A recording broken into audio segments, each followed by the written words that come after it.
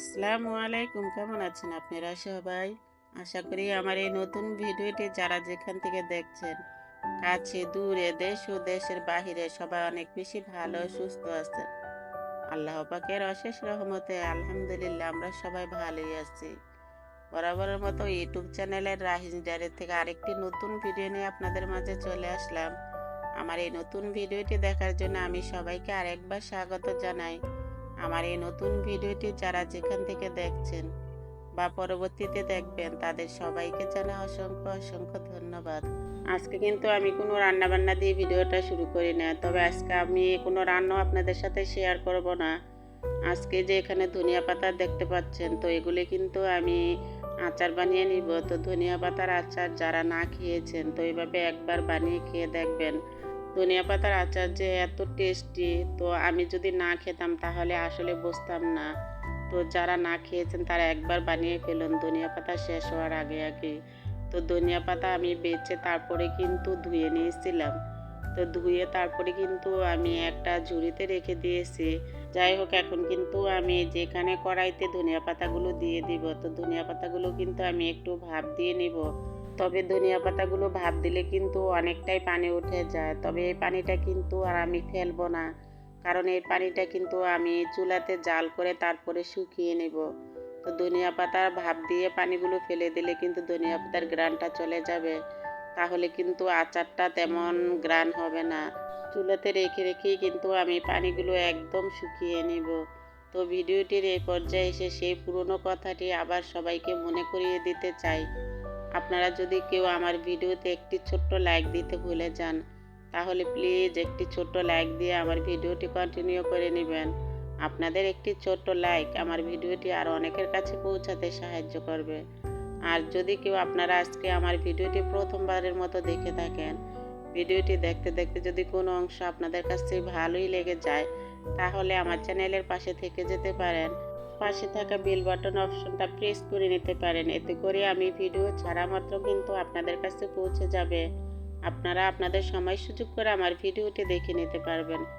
যাই হোক, আমার কিন্তু ধনিয়া পাতা ভাপ দেওয়া হয়েই গেছে। তো এখন কিন্তু আমি একটু পানিগুলো ভালো করে শুকিয়ে নিব, তারপরে কিন্তু আমি ব্লেন্ডার করে নিব। তবে ধনিয়া পাতাগুলো কিন্তু ব্লেন্ডার করে নিলেই ভালো হয়। তবে আমি একটা ভুল করেছি, তো আপনারা কিন্তু এই ধনিয়া পাতার আচারটা বানালে কেউ এই ভুলটা করবেন না। আমার কিন্তু উচিত ছিল যে এই ধনিয়া পাতাগুলো একটু কুচি কুচি করে দেওয়ার। তবে আমি কিন্তু ধনিয়া পাতাগুলোকে কুচি কুচি করে কেটে দেই নাই, তবে কুচি কুচি করে কেটে ভাপ দিলেই ভালোই হতো। তাহলে কিন্তু আমার ধনিয়া পাতাগুলো ব্লেন্ডার করতে একটু সুবিধা হতো। তো এভাবে দেওয়াতে কিন্তু আমার ব্লেন্ডার করতে একটু অসুবিধাই হয়েছে, তো একটু কিন্তু কষ্ট হয়েছে। তো আপনারা যদি কেউ বাড়িতে এভাবে ধনিয়া পাতা আচার বানান, তাহলে ধনিয়া পাতাগুলো একটু কুচি কুচি করে তারপরে ভাপ দিবেন। ভাপ দেওয়ার পরে তারপরে কিন্তু ব্লেন্ডার করে নেবেন। তো সাথে কিন্তু আমি এখানে যে তেঁতুল নিয়েছি, তেঁতুল আর ভিনেগার দিয়ে কিন্তু আমি একটা তেঁতুলের কাপ বানিয়ে নেব। তো এই কাপটাই দিয়ে কিন্তু আমি ব্লেন্ডার করে নিয়েছিলাম। তো অফ ক্যামেরাতে কিন্তু আমি ধনিয়া পাতাগুলো ব্লেন্ডার করে নিয়েছি।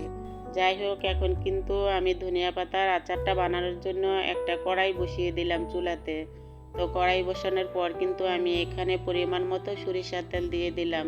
তবে সরিষার তেলটা কিন্তু ধনিয়া পাতা অনুযায়ী দিতে হয়। তো ধনিয়া পাতা বেশি হলে কিন্তু সরিষার তেলটাও একটু বেশি দিতে হয়, আর ধনিয়া পাতা যদি একটু কম হয় তাহলে কিন্তু একটু তেলটা কম দিলেও হয়ে যায়। এমনিতে আচারেতে আবার সরিষার তেলটা বেশি দিলে কিন্তু ভালোই হয়, তাহলে কিন্তু আচারটা অনেক ভালো থাকে আর খেতেও কিন্তু ভালোই মজা লাগে। যাই হোক, আমি কিন্তু সরিষার তেলের ভিতরে যে পাঁচফোড়ন দিয়ে দিয়েছি, তো পাঁচফোড়নগুলোকে ভালো করে কিন্তু ভেজে নিব। তো ভালো করে তেলের ভিতরে পাঁচফোড়নগুলো ভেজে তারপরে যে আমি তেঁতুল আর ভিনেগার দিয়ে যে টকটা বানিয়ে রেখেছিলাম, সেটা কিন্তু আমি তেলের ভিতরে দিয়ে দিব। তো এখানে কিন্তু কোনো পানি দেওয়া যাবে না, তাহলে কিন্তু আচারটা নষ্ট হয়ে যাবে। আমি কিন্তু ভিনেগার দিয়েই তেঁতুলটা গুলিয়ে নিয়েছিলাম। আপনারা যদি কেউ এভাবে ধনিয়া পাতার আচার বাড়িতে বানাতে চান, তাহলে অবশ্যই ভিনেগার দিয়ে তেঁতুলের টকটা বানিয়ে নেবেন। এখানে কিন্তু কোনো পানি দেওয়াই যাবে না, তাহলে কিন্তু আচারটা একদমই নষ্ট হয়ে যাবে। তো আমি কিন্তু এখন তেঁতুলের টকটা এই যে তেলের ভিতরে দিয়ে দিলাম। তো ভালো করে কিন্তু একটু ঝাল করে নিব। তো জাল করে তারপরে কিন্তু এখানে আমি কয়েক পিস বোম্বাই মরিচ দিয়ে দিব। তবে বোম্বাই মরিচটা দিলে কিন্তু আচারের ঘ্রাণটা অনেক বেশি ভালো হয়। তো আপনারা একটু চেষ্টা করবেন যখন বাড়িতে বানাবেন তো বোম্বাই মরিচটা দেওয়ার জন্য। তো আমি কিন্তু এখানে কয়েক পিস বোম্বাই মরিচ দিয়ে দিলাম। তো এই মরিচগুলো কিন্তু আমি ভালো করে এই যে একটু সিদ্ধ করে নেব। ধনিয়া পাতা আচার বানানোর জন্য কিন্তু আমি সাথে এখানে কিছু রসুন দিয়ে দিলাম। তবে আচারে কিন্তু রসুন দিতে হয়, তো রসুন না দিলে কিন্তু আচারটা খেতে ভালো লাগে না। তো সব আচারেই কিন্তু রসুন দিতে হয়। তো আমি কিন্তু এখানে স্বাদ মতো একটু লবণ দিয়ে দিব। আপনারা যদি কেউ চান তাহলে কিন্তু এখানে শুকনা মরিচও দিতে পারেন। তবে আজকে কিন্তু আমি আচারে শুকনা মরিচ দিব না, কারণ আমি কিন্তু ধনিয়া পাতার আচারের জন্য এখানে কিছু বোম্বাই মরিচ দিয়ে দিয়েছি। তো বোম্বাই মরিচের ঝালটা কিন্তু অনেক বেশি হয়, সেই কারণে কিন্তু আমি এখানে আর কোনো মরিচ দেই নাই। তবে আপনারা চাইলে কিন্তু বোম্বাই মরিচটা স্কিপ করতে পারেন। তো এই বোম্বাই মরিচ না দিয়ে কাঁচা মরিচ বা শুকনা মরিচও কিন্তু আপনারা দিতে পারেন। তবে আমার কিন্তু বোম্বাই মরিচের ঘ্রাণটা অনেক বেশি ভালো লাগে, আর সেই কারণে কিন্তু আমি ধনিয়া পাতার আচারের ভিতরে বোম্বাই মরিচ দিয়ে দিয়েছি।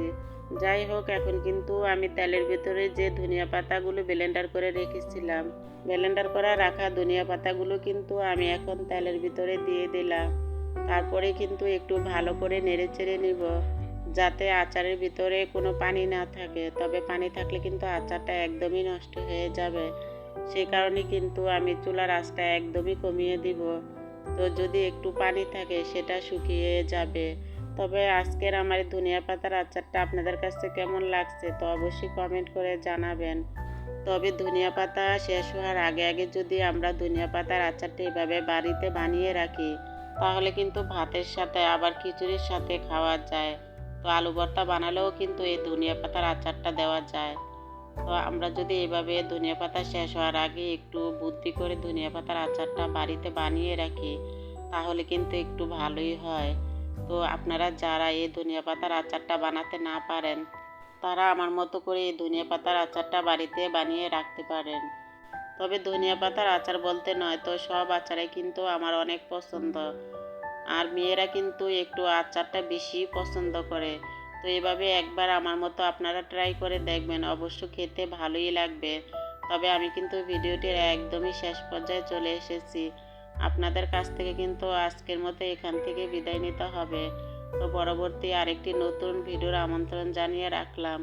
সেই পর্যন্ত আপনারা অনেক বেশি ভালো থাকবেন, অনেক বেশি সুস্থ থাকবেন। আপনাদের সুস্বাস্থ্য কামনা করে আজকের মতো এখান থেকে বিদায় নিলাম। আল্লাহ হাফেজ।